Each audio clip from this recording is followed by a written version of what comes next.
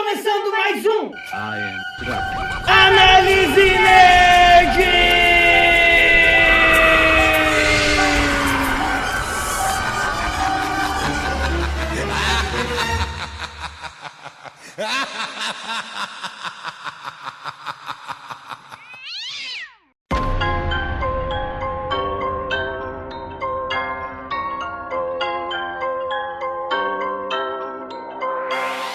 Vem comigo para mais um Análise Nerd.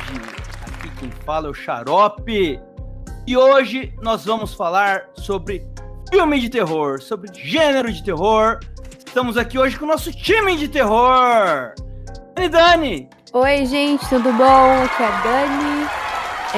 Finalmente voltamos aí depois do episódio muito especial que a gente fez sobre Halloween, né? Onde a gente falou sobre os nossos filmes de terror preferidos. E agora a gente está contando aqui com a presença dos nossos convidados ilustríssimos. Eles mesmos, nosso time de terror, o nosso escritor de terror mais foda do MS, Luigi Lone Walker. Fala, gente, todo mundo bem? Todo mundo tranquilo? Vim assustar vocês hoje de novo com sabe-se lá que história assustadora eu vou contar. Mas eu vou contar. E ela, a minha cineasta favorita, e que já me dirigiu, inclusive, Laura Maioca. E aí, gente, tudo bem? Muito legal estar aqui de novo. Espero que a gente faça um papo massa de novo, cara. Bora que bora. Hoje é o dia da palestrinha, Eu vou sentar e ouvir. Que a Laura entende pra caralho, entendeu? E o Luigi também. Ó, e antes de mais nada, ó, já vamos começar aqui, ó. Já vou pôr uma regra aqui. Que a gente gastou muito tempo com isso no episódio de Halloween. Não vai se repetir. Fred vs Jason tá proibido, tá? Isso não é filme de terror.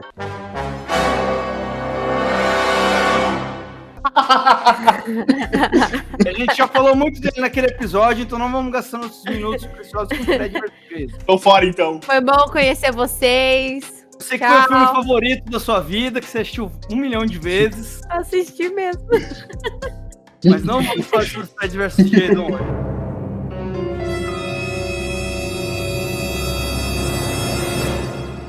E antes de começarmos, eu queria lembrar vocês que agora o Análise Nerd tá no YouTube. Criamos um canal, já tem um vidinho lá explicando sobre qual que é a do canal. Não é não, Dani? Exatamente.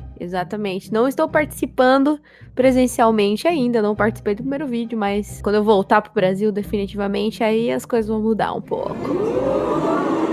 Subir nova direção. Vai chegar aqui na porta. Vou chegar com os dois pés na porta, tá ligado? Mas os nossos episódios que estão sendo postados aqui normalmente no Spotify, em outras plataformas de podcast, agora também estão no YouTube, pra quem prefere ouvir pelo YouTube. Então, se vocês quiserem lá, dar um playzinho pra gente. É muito mais fácil, né, cara? Nossos ouvintes, a gente vai dar acesso pra todo mundo, entendeu? Quem não assina Spotify... Democratizou a parada. Isso, exatamente. Nosso link tá nas nossas outras redes sociais aí, no Instagram e também no Twitter. Segue lá o nosso canal do YouTube agora. Nossa, sempre quis falar isso, nosso canal do YouTube. Olha que coisa boa. Salve de palmas para o nosso canal do YouTube. Aê, Análise Nerd do Terror. Beleza, vamos lá então, bora pro episódio que a gente já falou demais aqui nessa. Como sempre, né, Sharon? Como sempre.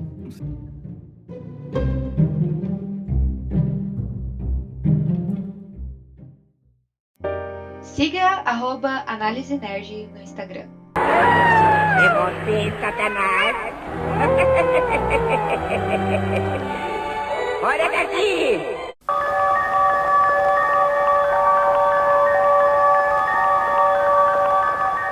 Vamos nessa então, meus amigos. No episódio de Halloween, que a gente tava com esse time maravilhoso, nós falamos aí sobre a origem dos filmes de terror no cinema, né?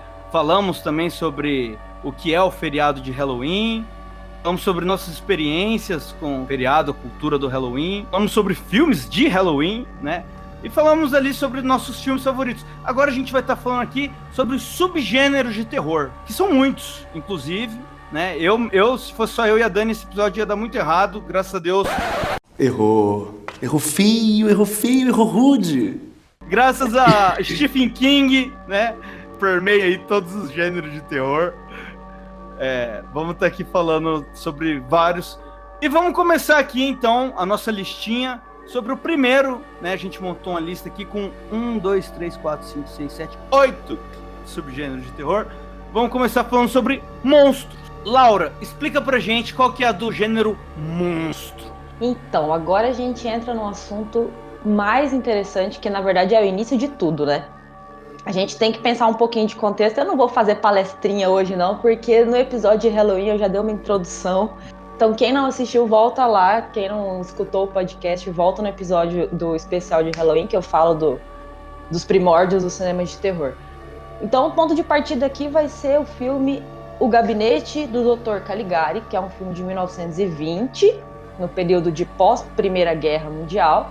E esse filme, por que é importante a gente começar dele a partir de hoje? Porque ele é o que vai ditar o que a gente entende hoje como o gênero de terror.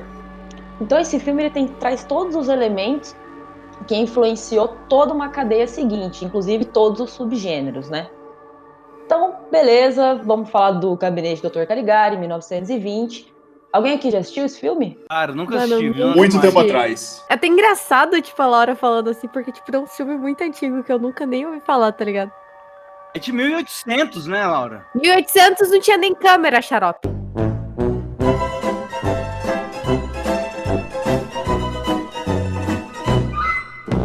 Não, esse Não. é 900 e não tinha câmera. esse é 1920, cara, o início aí do 1920. século 20. Caraca, velho. Muito antigo. Não, sabe por que eu tô com 1800 na cabeça? Porque eu tava lendo essa semana sobre aquele lance do Guerra dos Mundos, né? Que ele anuncia no rádio e tal.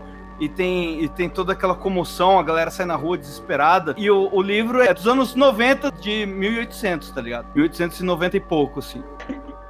Eu tô com essa data na cabeça. Continua, Laura, desculpa. Não, só finalizando aqui, então a gente fecha 1920. Então, esse filme, que é o mais importante, assim, ele é considerado, acho que, o primeiro filme de terror mesmo, né?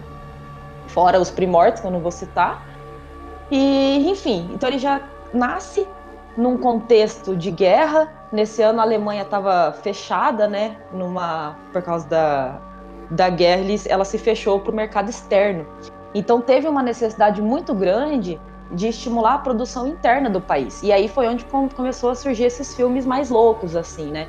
Com o fim da guerra e com as fronteiras abertas de novo, o mundo inteiro passou a ver esse filme, O Gabinete do Dr. Caligari, e foi assim, um boom, explodiu a cabeça de todo mundo, né? Ele traz elementos góticos, que já era comum na literatura, que inclusive é o que vai influenciar o terror aí nas primeiras metades do século XX, né? E um ambiente totalmente caótico, as casas são pontiagudas, assim, trabalha a questão já trabalha, né, aliás, a questão do psicológico, da loucura, enfim, esse filme é importante por isso. E aí a gente vem na questão dos monstros, que a gente vai estar no assunto interessante agora, que é onde a gente pode dizer que dá o início ao que a gente chama de subgêneros do terror. O que significa, cara? Na época, isso a gente está falando da década de 30, início dos anos 30, a gente tem que lembrar que teve a queda da Bolsa de Valores em 1929, né? E nesse momento, os estúdios começaram a se preocupar, porque falaram assim, cara, beleza, o país está quebrado, a Bolsa quebrou, e começou a ter uma queda drástica no número de espectadores. E aí eles inventaram uma coisa sensacional e marqueteira, que é a sessão dupla, né? Então você ia lá, pagava o ingresso, assistia 2 filmes pelo preço de 1. E aí foi justamente nessa época que surgiu os filmes B, que na verdade nada mais é do que uma referência aos estúdios de segunda categoria, né? Em relação aos estúdios A, que seriam os estúdios principais dessa época. E aí, nesse momento, já no início dos anos 30, a gente já começa com o boom dos monstros, né? Os filmes de monstros da grande Universal, inspirados aí também nos elementos góticos da literatura, da pintura, enfim, de outras artes, né?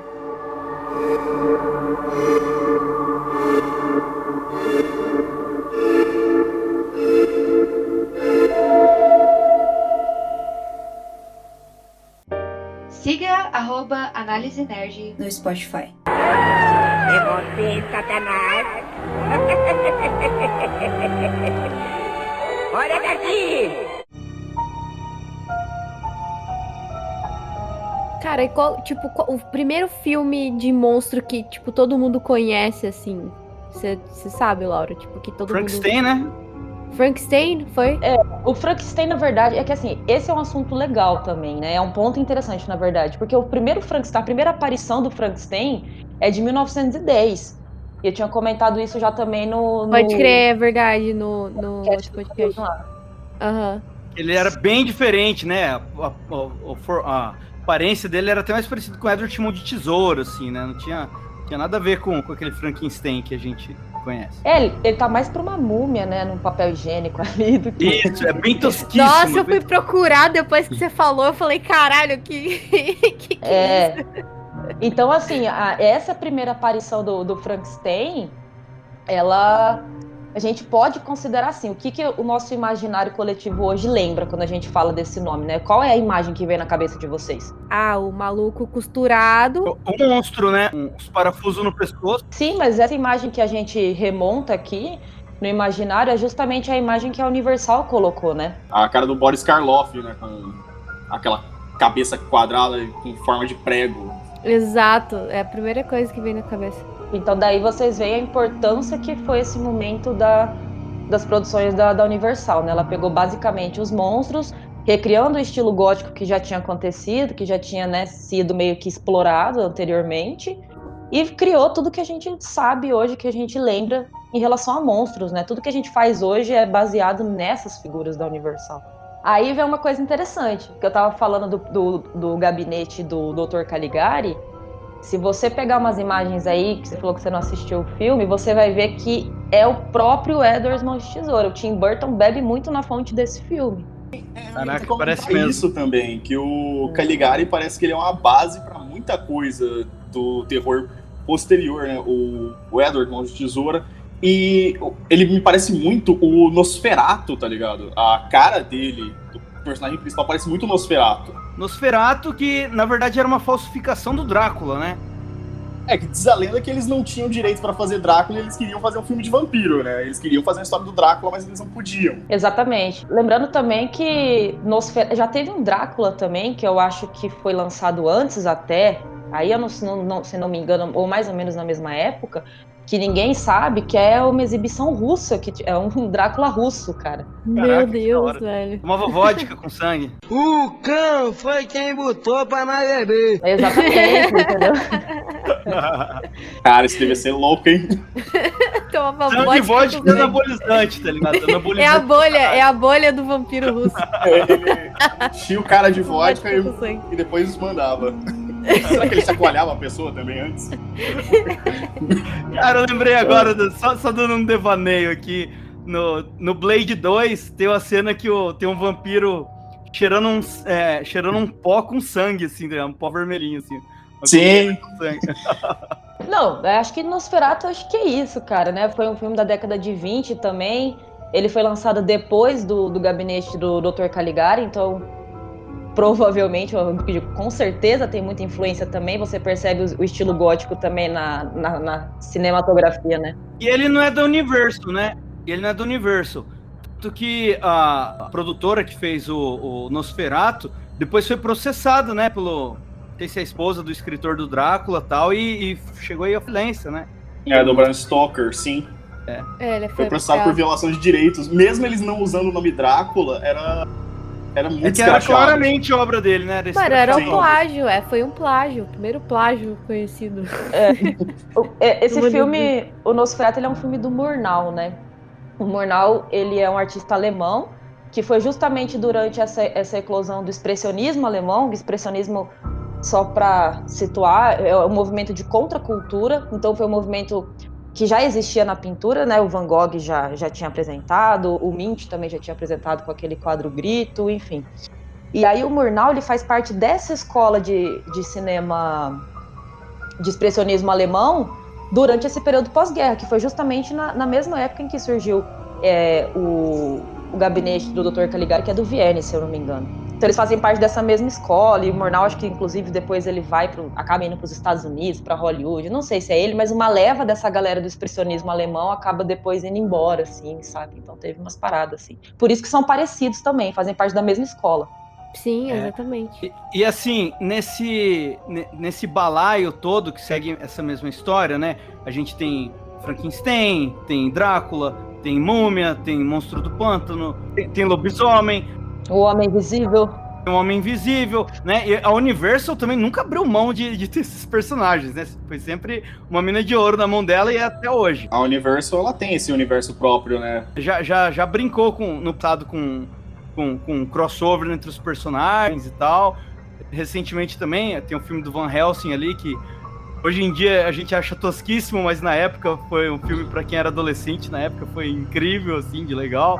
Mas tem outros tipos de monstro aí que a gente pode vir agora aqui para os anos 80, né? Que 80 é um pouco mais pra frente. Tem que ir pros anos 50 com a bomba atômica. A bomba atômica e seus monstros gigantes. Que inclusive tá em alta, né, gente? Com monstros gigantes e tudo, desde formiguinhas atômicas e gigantes até o que a gente conhece como Godzilla. Que eles entraram nessa vibe dos testes das armas nucleares pra... Nego imaginava que bomba atômica ia causar uma mudança absurda no mundo e falava, o que acontece com qualquer bicho que passar onde esteve um teste, onde tem radiação? Todo mundo viu Godzilla batendo moto até não querer mais no Japão. O primeiro Godzilla, né, o vilão é o Godzilla, né? O Godzilla aparece, vem do mar, destrói a cidade e as pessoas ficam impotentes diante dele. E era até uma analogia às bombas atômicas, né? De Hiroshima e Nagasaki e tal, da impotência das pessoas diante dela. Mas o filme fez tanto sucesso, foi tão foda que depois ele volta como um herói, né? Viam outros monstros e ele volta para enfrentar os outros monstros, né? E aí ele já foi deixando de ser um terror, mas o primeiro ele é de fato um terrorzão, né? Eu tava fazendo uns estudos aqui, até conversei com o Xarope esses tempos, que depois eu vou entrar em mais detalhes, mas enfim. Que essa história do King Kong, cara, que eu parei pra analisar e com esses estudos me veio uma perspectiva muito diferente em relação, assim, das primeiras vezes que eu assisti. Acho que eu assisti o King Kong umas 2, 3 vezes e tal. Já achava meio esquisito, mas passou batido, né? E aí eu vi um estudo que fala do contexto em que o King Kong foi criado, cara. E aí é uma parte pesada da história, que trata de questões raciais e sociais nos Estados Unidos, umas coisas assim. E aí, parando pra assistir o filme de novo, eu falei, nossa, se esse filme fosse lançado hoje, no mesmo molde que foi lançado naquele tempo, acho que hoje talvez nem no cinema, talvez, né? Talvez ele não seria nem exibido.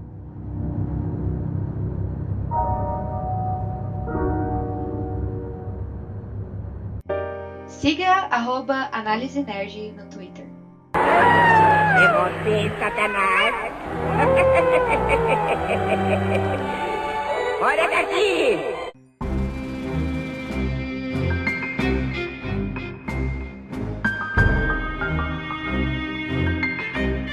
Ainda aqui no tópico de monstros, vamos agora dos anos 50 para os 80, né? Onde a gente começa aqui a fase dos slashers. Os slashers são monstros? Luigi? Cara, tudo depende de... Ele ainda tá vivo, originalmente, porque o Michael Myers, ele é considerado um monstro de um fator psicológico, mas ele não morreu. Então ele é só um cara. O Fred e o Jason, por outro lado, eles já morreram e voltaram. Se você considerar que o Fred é um demônio e demônios são monstros, e o Jason é um zumbi, zumbis são monstros, eles são monstros, cara. O Fred é praticamente um fantasma, né? Ele fez um acordo com demônios do sono, né? Então ele é mais um demônio do que um fantasma. Ah, entendi. E o Jason é um super zumbi, né, cara? Ele é o zumbi. Ele é a definição do zumbi mais foda que existe. O Chuck é um monstro também. O Chuck, eu acho que ele entra mais no quesito fantasma, né? Que seria mais no lance mais sobrenatural do que num monstro. Laura, você acha que os slashers são monstros? A pergunta é boa, mas aí depende da colocação. Se a gente for... Monstros são por serem psicopatas assassinos, né? Por essa ótica, sim. Mas como monstros, Do gênero que a gente tava falando antes, eu acho que não também. Eu acho que não se encaixa. Eu acho que não. Eu acho que eu encaixaria os slashers, né, nesse sentido, esses slashers na categoria do que são mesmo, que seriam assassinos psicopatas que matam aleatoriamente. Não consigo juntar isso com monstros, assim, tipo, se for pra colocar os gêneros numa caixinha, né? Mas se não for, pode ser o que você quiser, cara. Você pode ser o que você quiser, bom. É verdade. Quer dizer, às vezes não. Tenha sido ali uma tentativa de criar monstros. Né, por exemplo, nos anos 20, criaram aquele monte de monstros que ficaram perpetuados. Chegou nos anos 80, os caras falaram, quero criar novos monstros. Vamos modernizar isso aqui, vou fazer um monstro... Aqui, o cara tem toda a origem do Jason, do Fred, quer dizer, e ele faz o pacto dele, ele tem uma aparência monstruosa, né? Ele tem deformidades e tal. Eu acho que talvez tenha sido uma tentativa ali de modernizar. Você não concorda comigo, Dani? Não! Cara, eu tenho uma visão diferente. Pra mim, monstros, que nem a gente tava comentando, é tipo Godzilla, Frankenstein... Esse tipo de personagem. Eu não acho que, tipo, Jason se encaixa. Mas aí o bicho tem superpoder, tipo Pennywise, tipo o próprio Jason. Aí entra aquela coisa de novo, cara, que eu sou chata pra caramba. Contexto. Que contexto que surge os slasher, cara? Que década que a gente vê essa ascensão? É a mesma época em que a gente tem uma ascensão drástica ali, pelo menos na mídia e tudo mais, dos assassinos em série nos Estados Unidos, principalmente, né? Que é justamente aí no final dos anos 60, década de 70, um pouquinho de 80. Então, por exemplo, o Pennywise, que foi citado aí, tem outros palhaços também que agora eu sempre me perco, mas a maioria tudo inspirado no assassino, no John Gacy. Tem o Ted Bundy aí também na década de 70. Enfim, então eu acho que eles pegaram essa... Foi tipo uma...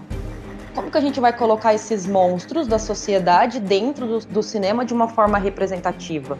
Sem ser apenas um filme de serial. Tem que ter um elemento um pouco mais convincente, ou sobrenatural, né? Ou fantasioso ali. Mas são...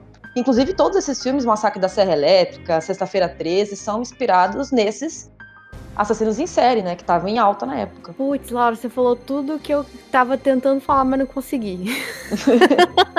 Tô só tradutora. Ela falou justamente o bagulho que eu tava pensando. Eu falei, cara, tipo, são assassinos em série, tipo, psicopata e tal, mas que tem um teor, tipo, sobrenatural, ou sei lá, por trás, tá ligado?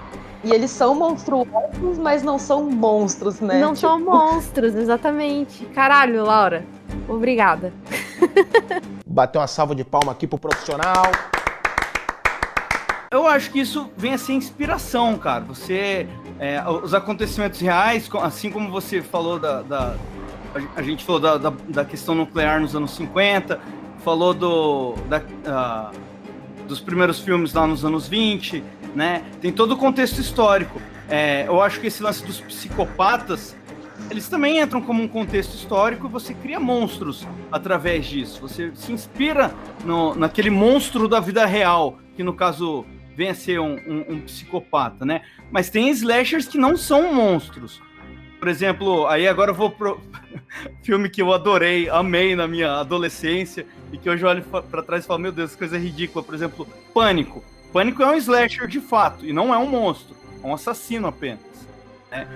A gente tem histórias que são apenas assassinos, mas ele não tem um poder sobrenatural, ele não voltou dos mortos. Eu acho que essa questão que vai definir se é um monstro ou não. Vem mais disso, vem do acompanhamento de algo que um ser humano normal não vai conseguir combater, entendeu? O Pânico, eu acho que dentro do que a gente tá falando aqui de referências e de acontecimentos, eu acho que a ideia do Pânico a gente pega. A gente tava falando antes de você citar o Pânico, década de 70, começo dos anos 80 e por aí vai. Então, aquilo ali ficou muito saturado. Essas décadas ficaram saturadas desse tipo de filme, desse tipo de subgênero e de estereótipos. Os anos 90, o Pânico é de 90 já, então assim, ele foi um respiro pro terror, ele veio pra mudar o que seria o terror. Tipo assim, galera, a gente tá fazendo uma coisa muito errada aqui, porque olha o sucesso que esse filme tá tendo. Porque ele traz o quê? Qual que é a ideia que eu vejo em questão ao Pânico? É no chão total. Pé no chão total. Você olha e fala assim, pode ser qualquer um, cara. O monstro aqui pode ser eu, pode ser você, pode ser quem a gente menos espera, mas tá entre a gente e é palpável, entendeu? É real. Um de nós aqui. Provavelmente a Dani é impostora, sim. Tomando seu cu. Opa! Mas enfim, então eu acho que esse é o rolê do Pânico aí. Inclusive eu falei aqui dos filmes da minha adolescência, né? Eram 3, assim, que bombavam. Era o Pânico, era o Premonição e eu sei o que vocês fizeram no verão passado, que era a versão pobrezinha do Pânico, né? Eu sei que vocês fizeram. Era muito ruim. Mesmo pra época ele já era ruim. Mano, mas vou falar a verdade, eu prefiro 1000 vezes Todo Mundo em Pânico do que Pânico. Nossa, sem dúvida. A gente todos precisamos. Ai, adoro.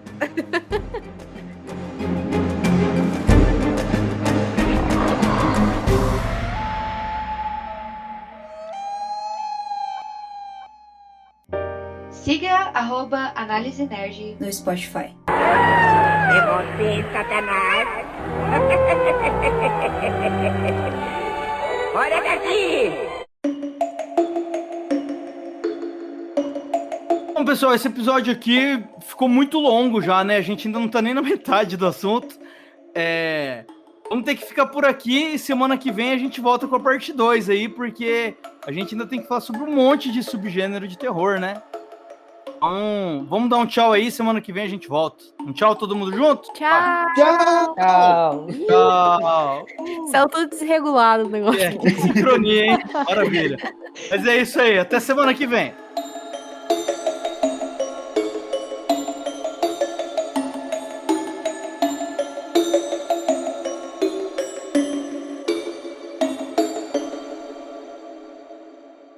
Porgirelli.com